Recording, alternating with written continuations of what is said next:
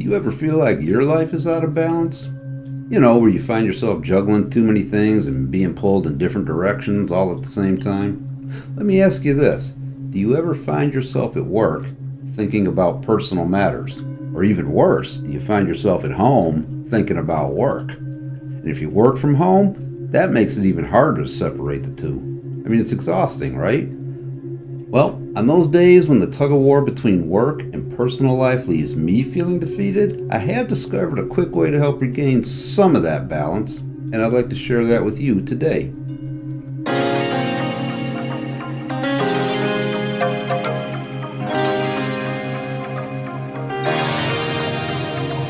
I read a research study the other day where individuals from diverse walks of life were asked about the challenges they face maintaining a work-life balance. The responses painted a scary picture of the struggles a lot of people go through when life is out of balance. You know, things like loss of sleep and trouble focusing and a general frustration that bleeds into every aspect of life, really. All of this can lead to overwhelming stress in our lives from being out of balance.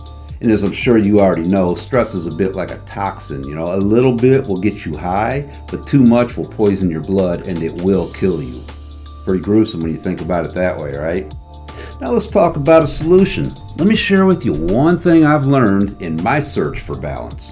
This next technique works in almost any situation where you have too many things going on and you start to feel overwhelmed. Now, I'm not a doctor and I don't play one on TV, but this is my prescription for you because it works for me. And here it is. 10 minutes. 10 minutes is all it takes. The moment you feel yourself getting stressed out because you have too much shit going on and too many people piling even more stuff on your plate, and you can start to feel that tension creeping up in the back of your neck, you know, pulling the skin tight on your forehead, take 10 minutes to yourself, away from the noise, away from the shitstorm. 10 minutes to clear your head. I guarantee it will be worth it. Ironically, the times when you feel like you don't even have 10 minutes to spare is when you need this the most. Now, I like to take 3 deep cleansing breaths. You know, breathe in, hold it for 3 or 4 seconds, and then breathe out slowly. And if I find myself only breathing into my chest, then that's too shallow, and that can actually cause tension in the neck and in the shoulders. So I imagine the fresh air filling my lower abdomen, just below my belly button. That way we know we're breathing deep. And on the exhale, drop your shoulders.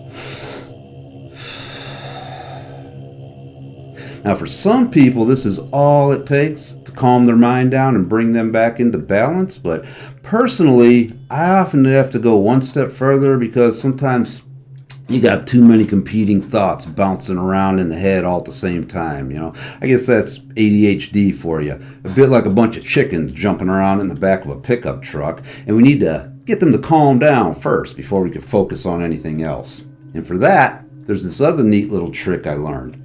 Now, a lot of research has been done that shows the human mind can only consciously hold one thought at a time. Now, sometimes it can seem like we're multitasking when thoughts are bouncing back and forth so fast, but we only hold one conscious thought at a time, right?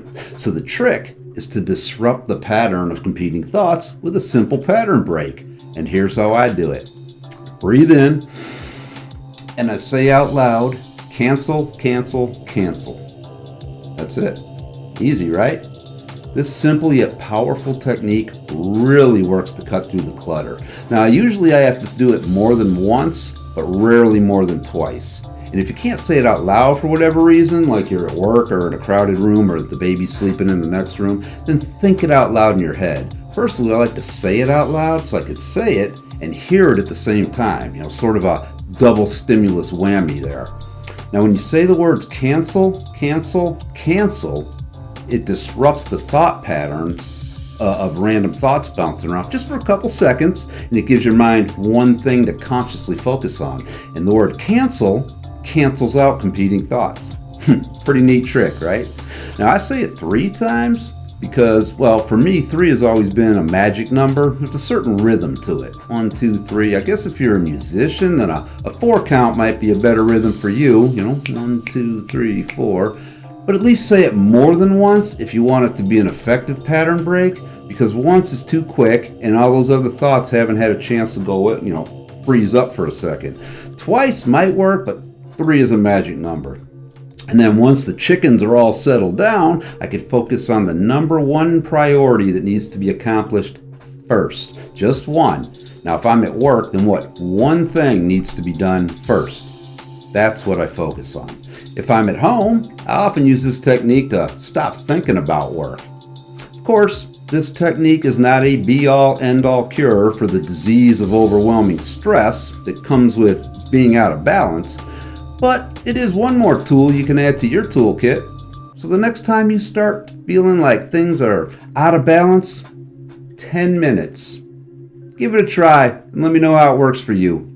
And now I'm going to go balance out those last few minutes by sitting with nature for the next few minutes. I hope you have a peaceful and productive rest of your day, whatever that means for you.